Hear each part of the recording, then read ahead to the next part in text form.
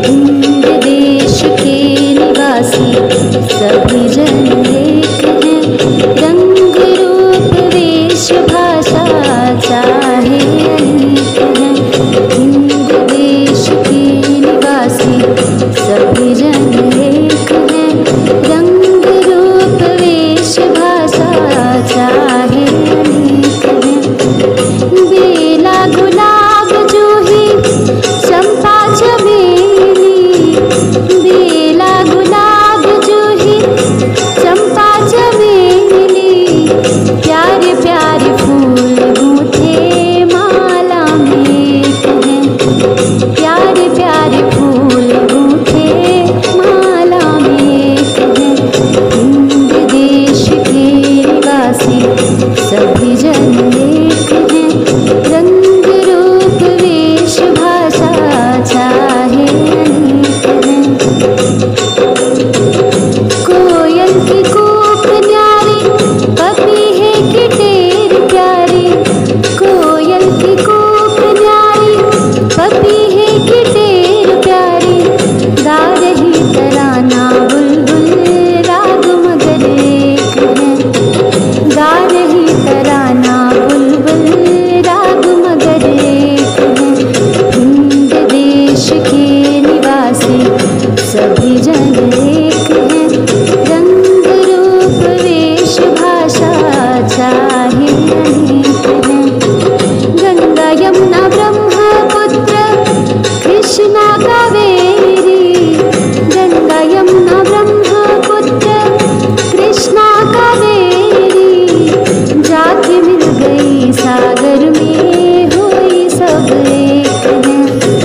जाके मिल गई सागर में हुई सब एक हैं। हिंद देश के निवासी सभी जन एक हैं।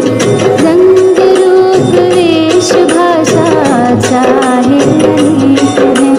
रंग रूप वेश भाषा चाहे अनेक। Thought of the day. आज का विचार, you may delay but time will not. आप रुक सकते हैं लेकिन समय नहीं रुकता।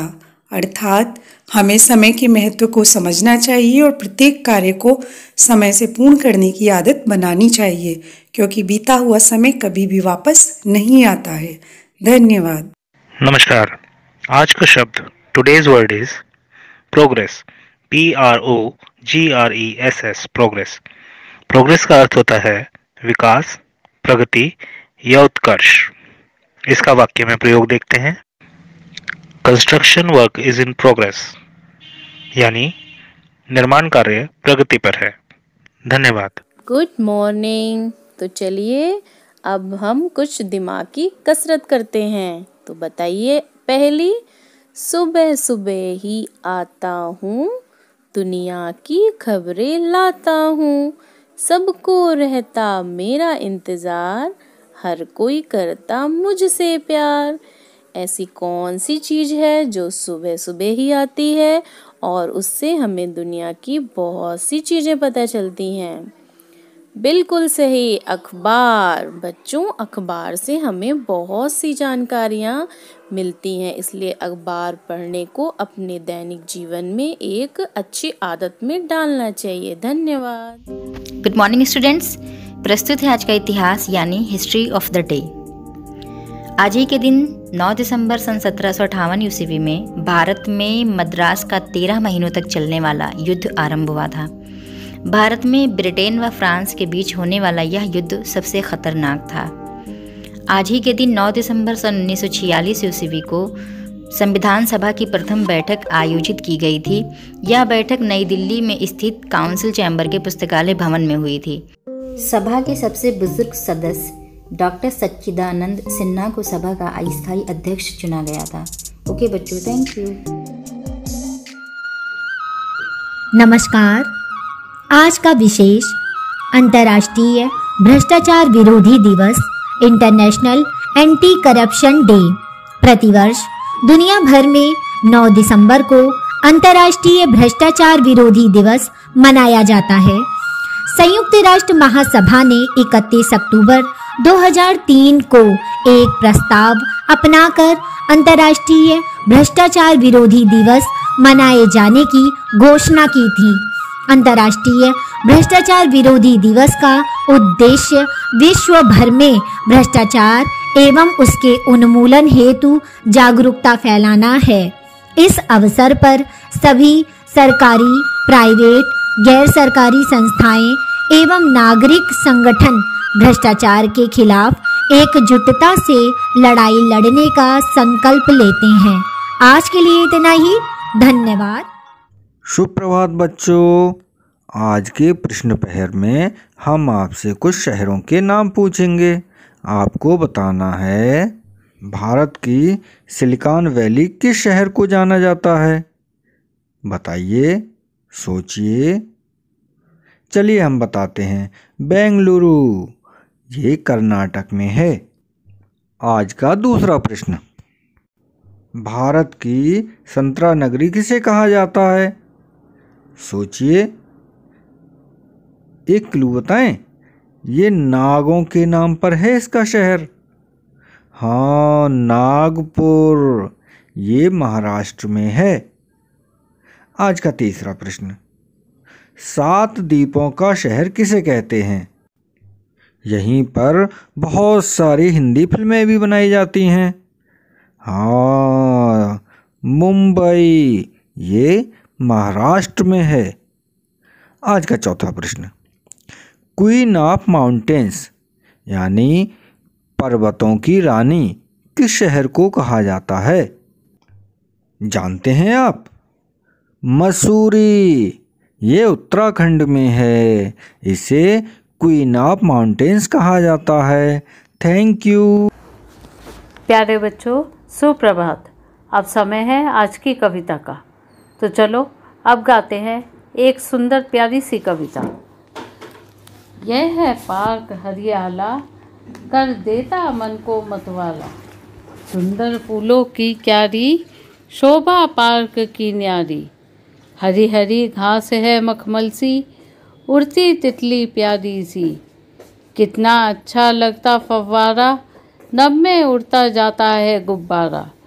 सबका है देखा भाला, यह है पार्क हरियाला। तो बच्चों, अच्छी लगी ना? चलो एक बार फिर साथ साथ गाते हैं। यह है पार्क हरियाला, कर देता मन को मतवाला। सुंदर फूलों की क्यारी, शोभा पार्क की न्यारी। हरी हरी घास है मखमल सी, उड़ती तितली प्यारी सी। कितना अच्छा लगता है फव्वारा, नभ में उड़ता जाता गुब्बारा। सबका है देखा भाला, यह है पार्क हरियाला। धन्यवाद।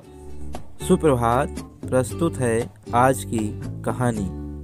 कहानी का नाम है जैसी भावना वैसी मनोकामना। एक बार भगवान बुद्ध एक शहर में प्रवचन दे रहे थे। उन्होंने प्रवचन के बाद आखिर में कहा, जागो, समय हाथ से निकला जा रहा है। इस तरह उस दिन की प्रवचन सभा समाप्त हो गई। सभा के बाद तथागत ने अपने शिष्य आनंद से कहा, थोड़ी दूर घूम कर आते हैं। आनंद भगवान बुद्ध के साथ चल दिए। अभी वे बिहार के मुख्य द्वार तक ही पहुँचे थे कि एक किनारे रुककर खड़े हो गए। प्रवचन सुनने आए लोग बाहर निकल रहे थे, इसलिए भीड़ का माहौल था। लेकिन उसमें से निकलकर एक स्त्री तथागत से मिलने आई।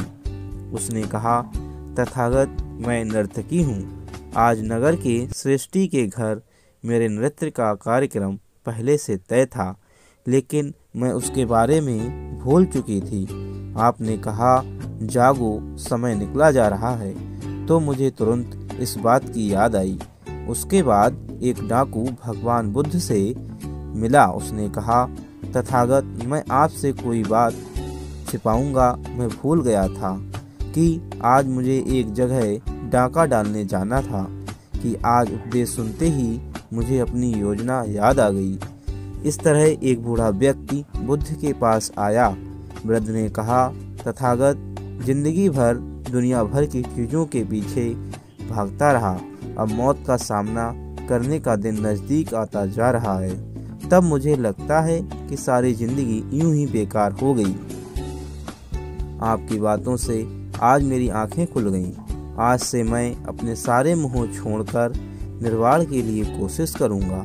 जब सब लोग चले गए तो भगवान बुद्ध ने कहा, आनंद, प्रवचन मैंने एक ही दिया था, लेकिन उसका हर किसी ने अलग अलग मतलब निकाला। धन्यवाद। सुप्रभात, मैं प्रेम वर्मा। आज मोटिवेट योरसेल्फ का विषय है प्राइमरी स्कूल और शिक्षक। प्राइमरी स्कूल में पढ़ाना कोई रॉकेट साइंस नहीं है। यहाँ हर बच्चे पर नज़र रखनी होती है और हर बच्चे को तैयार करना होता है। एक चीज जो शिक्षक के लिए सबसे जरूरी है वह है धैर्य। बच्चे एक बार नहीं सीखे, फिर सिखाना पड़ता है, बार बार सिखाना पड़ता है। उनकी गलतियां देखकर खींचना नहीं, बल्कि प्यार से पुचकार कर फिर से सही चीज दोहराने के लिए कहना पड़ता है। और एक ही चीज को 10 बार नहीं 50 बार उनके साथ बोलने के लिए तैयार रहना पड़ता है। हमें उनके साथ तब तक प्रयास करते रहना होता है और दोहराते रहना होता है जब तक वो सीख नहीं जाते। बच्चे कच्ची मिट्टी के समान होते हैं, ये तो हर कोई जानता है, लेकिन उन्हें सुंदर घड़े बनाना सिर्फ शिक्षक जानता है। सभी धैर्यवान, कर्मठ और कर्म से शिक्षकों को मेरा नमन। धन्यवाद। आपका दिन शुभ हो। आप सभी को संजीव शर्मा का नमस्कार। आप देख रहे हैं प्रेरणा सूची के लर्निंग आउटकम से जुड़ा हुआ कार्यक्रम, जिसमें प्रतिदिन हम बात करते हैं किसी एक लर्निंग आउटकम को लेकर गतिविधि निर्माण के संबंध में।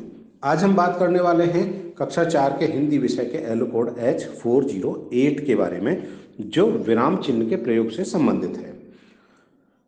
आइए देखते हैं इस लर्निंग आउटकम के लिए हम किस प्रकार की ERAC गतिविधि कक्षा शिक्षण में करा सकते हैं। यहाँ दी गई गतिविधि एक उदाहरण मात्र है। आप इसी प्रकार की अन्य गतिविधियाँ अपनी शिक्षण योजनाओं में शामिल कर सकते हैं। आइए देखते हैं आज की गतिविधि।